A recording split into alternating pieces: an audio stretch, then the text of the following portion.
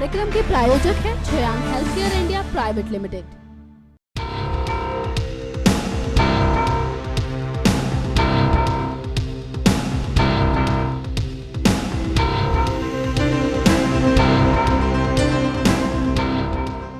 लोक जनशक्ति पार्टी के मुखिया और केंद्रीय मंत्री रामविलास पासवान देश के ऐसे नेता हैं जो पिछले 26 सालों के दौरान देश के लगभग सभी प्रधानमंत्रियों के साथ काम कर चुके हैं। दलित नेता के रूप में बिहार में अपनी पहचान बनाने वाले रामविलास पासवान ने जेपी आंदोलन में भाग लिया और उसके बाद वो राजनीति में पूरी तरह से सक्रिय हो गए। नमस्कार, मैं हूं गायत्री गुप्ता। एक बार फिर मैं हाजिर हूं अपना विशेष प्रोग्राम पब्लिक फेस लेकर। इस प्रोग्राम में आज हम बात करेंगे हाजीपुर से 8वीं बार सांसद चुने गए रामविलास पासवान के बारे में। संयुक्त सोशलिस्ट पार्टी से लोक जनशक्ति पार्टी तक का सफर तय करने वाले रामविलास का कैसा रहा राजनीतिक करियर, आइए डालते हैं इस पर एक नजर।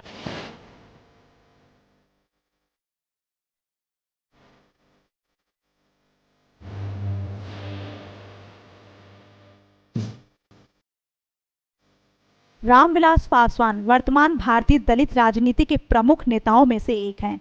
वे लोक जनशक्ति पार्टी के अध्यक्ष एवं राष्ट्रीय जनतांत्रिक गठबंधन की सरकार में केंद्रीय मंत्री भी हैं। वे 16वीं लोकसभा में बिहार के हाजीपुर लोकसभा क्षेत्र का प्रतिनिधित्व भी कर रहे हैं। आज भारतीय सियासत का एक अहम चेहरा बन चुके रामविलास ने राजनीति में दस्तक साल 1974 में दी, जब वो जेपी आंदोलन से जुड़े। वैसे तो पासवान छात्र राजनीति से ही सियासी धुरंधर थे, लेकिन इस आंदोलन ने सही मायनों में उन्हें एक प्रमुख चेहरा बनाकर उभारा। इस आंदोलन ने देश को एक नहीं बल्कि 3 नेता दिए, जो आज बिहार की सियासत में मजबूत पैठ बना चुके हैं। नीतीश कुमार, लालू प्रसाद की तरह ही पासवान ने भी इस आंदोलन में बढ़ चढ़कर अपनी भागीदारी अदा की। राजनीति को नया आयाम देते हुए पासवान ने पहली बार साल 1969 में बिहार के विधानसभा चुनावों में संयुक्त सोशलिस्ट पार्टी के उम्मीदवार के रूप में चुने गए। साल 1974 में जब लोक दल बना तो पासवान उससे जुड़ गए और महासचिव बनाए गए। इसी बीच जब देश की पूर्व प्रधानमंत्री इंदिरा गांधी ने आपातकाल लगाया तो इसका विरोध करने पर पासवान जेल भी गए। इस आंदोलन की वजह से पासवान जनता के दिलों में उतर गए, जिसकी बदौलत वो साल 1977 में 6ठी लोकसभा में जनता पार्टी के टिकट पर चुनाव जीते। इसके बाद पासवान का जीत का ये सफर कुछ सालों को छोड़कर लगातार चलता रहा। साल 1982 में हुए लोकसभा चुनावों में पासवान दूसरी बार जीते। इसके बाद साल 1983 में रामविलास पासवान ने दलितों के उत्थान के दलित सेना का गठन किया। इसके बाद पासवान साल 1989 और साल 1996 में हुए लोकसभा चुनावों में भी विजयी रहे। 12वीं, 13वीं और 14वीं लोकसभा में भी पासवान विजयी रहे और केंद्र सरकार में मंत्री भी रहे। साल 2000 में पासवान ने जेडीयू से नाता तोड़कर लोक जनशक्ति पार्टी का गठन किया, लेकिन साल 2010 में पासवान के सितारे थोड़े गर्दिश में रहे। दरअसल अगस्त 2010 में हुए लोकसभा के चुनावों में पासवान को हार का सामना करना पड़ा। इसी साल वो बिहार से राज्यसभा के सदस्य भी निर्वाचित हुए और कार्मिक तथा पेंशन मामले और ग्रामीण विकास समिति के सदस्य बनाए गए। राजनीति में लगातार सफलता की सीढ़ियां चढ़ने वाले पासवान के बारे में एक बात बहुत मशहूर है कि केंद्र में सरकार चाहे किसी भी पार्टी की हो, पासवान मंत्री जरूर बन जाते हैं। पासवान अटल बिहारी वाजपेयी सरकार में भी मंत्री थे, उसके बाद वो यूपीए सरकार में भी मंत्री रहे और अब वो पीएम मोदी की सरकार में भी मंत्री हैं। इसके साथ ही पासवान को पाला बदलने के लिए भी जाना जाता है। छात्र आंदोलन के समय नीतीश कुमार और लालू यादव के साथ जुड़े रहने वाले पासवान ने साल 2009 के लोकसभा चुनावों के लिए फिर लालू के साथ गठबंधन किया और यूपीए से जुड़ गए, लेकिन पासवान को सफलता नहीं मिली। पासवान खुद हाजीपुर से लोकसभा चुनाव हार गए। 2014 के चुनावों में पासवान फिर नरेंद्र मोदी की अगुवाई वाली एनडीए के साथ जुड़ गए और हाजीपुर से लोकसभा का चुनाव जीते। उनकी पार्टी के 6 सांसद चुनाव जीत कर आए और पासवान केंद्र में मंत्री हैं। बिहार में दलितों के नेता कहे जाने वाले रामविलास पासवान के लिए बिहार में अभी हाल ही में संपन्न हुए विधानसभा चुनावों में करारा झटका लगा। एनडीए के गठबंधन तले राज्य में चुनाव लड़ने वाली एलजेपी महज 2 सीटें ही जीत सकी।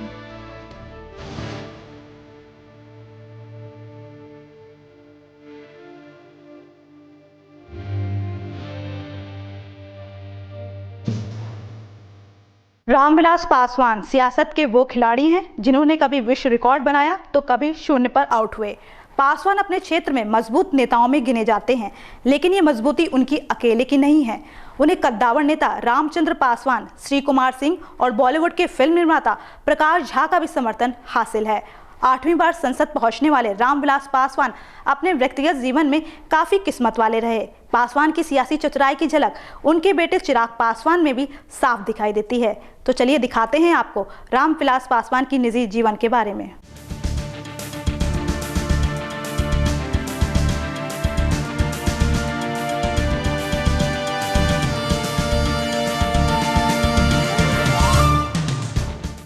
लोक जनशक्ति पार्टी के अध्यक्ष रामविलास पासवान का जन्म 5 जुलाई 1946 को बिहार के खगड़िया जिले के शहरबन्नी गांव में एक दलित परिवार में हुआ। पासवान ने बुंदेलखंड यूनिवर्सिटी झांसी से एमए तथा पटना यूनिवर्सिटी से एलएलबी किया है। रामविलास पासवान ने 2 शादियां की हैं। उनकी पहली पत्नी का नाम राजकुमारी है, जो गाँव शहरबन्नी में ही रहती हैं। हालांकि राजकुमारी का कहना है कि बड़े लोगों की 2 बीवियां होती हैं, तो इसमें क्या गलत है। राजकुमारी से तलाक लेने के बाद पासवान ने पूर्व एयर होस्टेस रीना शर्मा से शादी की है। पहली पत्नी से पासवान की 2 बेटियां हैं, जबकि पंजाबी मूल की दूसरी पत्नी रीना से चिराग पासवान और एक बेटी है। चिराग पासवान लोक जनशक्ति पार्टी के पार्लियामेंट्री बोर्ड के अध्यक्ष हैं। रामविलास पासवान के भाई भी राजनीति में ही सक्रिय हैं। सियासी दक्षता रखने वाले रामविलास पासवान पहले ऐसे नेता हैं जिनका नाम गिनीज बुक ऑफ रिकॉर्ड में भी दर्ज है। दरअसल इसके पीछे की वजह यह है कि 1989 के लोकसभा चुनावों में हाजीपुर सीट से रामविलास पासवान 5.5 लाख वोटों से जीते थे। आपको बता दें कि पासवान ऐसे पहले भारतीय बने जिनका नाम गिनीज में दर्ज किया गया। इसी बीच आपको ये भी बता दें कि शायद ही किसी राजनेता की व्यक्तिगत जिंदगी पर इतनी टीका टिप्पणी की गई हो जितना कि रामविलास पासवान की निजी जिंदगी पर। पासवान की 2 बीवियों को लेकर बहस बिहार विधानसभा चुनावों के दौरान भी दिखाई दी। आरजेडी मुखिया लालू प्रसाद के छोटे बेटे ने पासवान की वैवाहिक जीवन पर एक प्रश्न पूछा था कि चुनावी हलफनामे में रामविलास पासवान ने अपनी कौन सी बीवी का नाम लिखवाया है। दरअसल तेजस्वी का ये सवाल चिराग पासवान की उस कटाक्ष के बदले में था जो चिराग ने तेजस्वी और उनके बड़े भाई तेज प्रताप यादव की शिक्षा को लेकर किया था।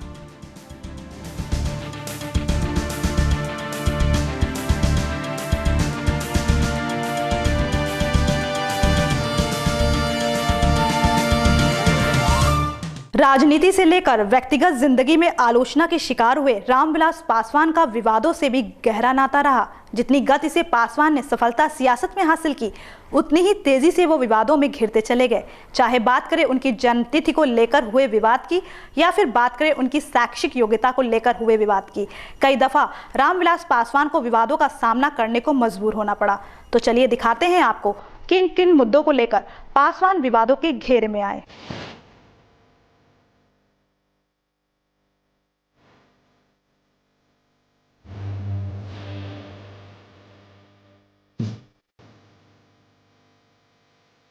रामविलास पासवान विवादों में सबसे पहले आए जब उनकी उम्र को लेकर बवाल मचा। राज्यसभा के रिकॉर्ड के मुताबिक पासवान की जन्मतिथि 5 फरवरी 1946 है और 9 फरवरी 1969 को वो पहली बार विधायक बने। इस तरह वो मात्र 22 साल 7 महीने और 4 दिन में ही विधायक बने, जबकि विधानसभा चुनाव लड़ने की न्यूनतम आयु 25 साल है। विवाद का सिलसिला यही नहीं थमता, पासवान की शैक्षणिक योग्यता पर भी सवाल उठे। दरअसल रामविलास पासवान ने मात्र 3 साल की अवधि में एक ही विश्वविद्यालय से एमए और एलएलबी की डिग्री हासिल की। उन्होंने कोशी कॉलेज से 1967 में एमए और 1968 में एलएलबी की परीक्षाएं उत्तीर्ण की। उन्हें ये दोनों डिग्रियां पटना विश्वविद्यालय से मिली। शिक्षाविदों का मानना है कि एक ही अवधि में 2 रेगुलर कोर्स करना अवैध है। इसी तरह रामविलास का व्यक्तिगत जीवन भी कटघरे में रहा। पंजाबी ब्राह्मण रीना शर्मा से उनकी दूसरी शादी है। उनकी पहली पत्नी राजकुमार देवी से उनकी 2 बेटियां हैं। पासवान ऐसे नेता हैं जिनका लगभग पूरा परिवार ही सियासत में है। भाई पशुपति कुमार पारस लंबे समय से विधायक रहे हैं, तो तीसरे भाई रामचंद्र पासवान सांसद रह चुके हैं। उनके समधी और दामाद भी लोक जनशक्ति पार्टी की सेवा कर रहे हैं और अब उनके बेटे चिराग पासवान भी उनके उत्तराधिकारी के रूप में राजनीति में कदम रख चुके हैं। पासवान पर 5 स्टार दलित नेता होने के आरोप भी लगते रहे हैं। राजनीति को करीब से समझने वाले साल 2005 के बिहार विधानसभा चुनाव प्रचार को शायद ही भूले होंगे, जब चुनाव में ओसामा बिन लादेन प्रचार कर रहा था। जाहिर सी बात है कि वो असली ओसामा नहीं था, बल्कि ओसामा के भेष में सहरसा के मेराज खालिद नूर थे, जो लोक जनशक्ति पार्टी के पक्ष में प्रचार कर रहे थे। ये राजनीतिक विवाद तब तूल पकड़ने लगा जब वो बाकायदा रामविलास पासवान के साथ मंच पर बैठने लगे और चुनावी भाषण देने लगे।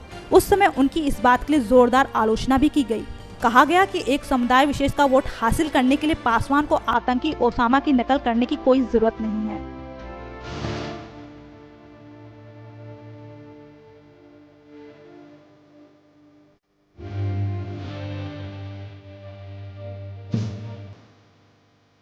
खैर, देखा जाए तो देश में दलित नेता के रूप में रामविलास पासवान ने अपना एक अहम स्थान बनाया है। दलित समाज से आने वाले पासवान ने दलित सेना को बनाकर दलित समाज के उत्थान के लिए बहुत योगदान दिया। भारतीय राजनीति में पासवान ने खुद को साबित करने में कोई कोर कसर नहीं छोड़ी। तो ये था आज का हमारा पब्लिक फेस का कार्यक्रम। हमें उम्मीद है कि आपको हमारा ये प्रोग्राम ज़रूर पसंद आया होगा। अगर आपको हमारी ये पेशकश अच्छी लगी तो हमारे चैनल को ज़रूर सब्सक्राइब करें। तब तक के लिए नमस्कार। इस कार्यक्रम के प्रायोजक हैं Shreyank health care India private limited.